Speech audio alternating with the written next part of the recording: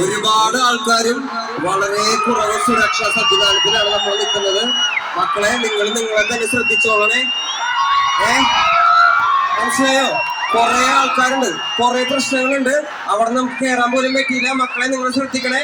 ബാരിക്കേഡൊക്കെ ഭയങ്കര വീക്കാണ്. ഇതേ കണ്ടില്ലേ? ഇതൊന്നും ഉണ്ടാവാതെ നോക്കണം.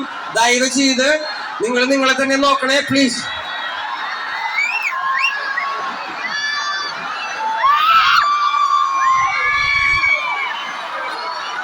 എനിക്ക് മനസ്സിലാവും,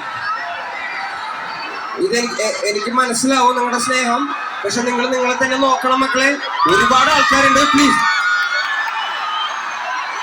ഇപ്പൊ ഞാൻ വരുന്ന വഴിക്ക് തന്നെ 2-3 ആൾക്കാർക്ക് പരിക്ക് പറ്റി.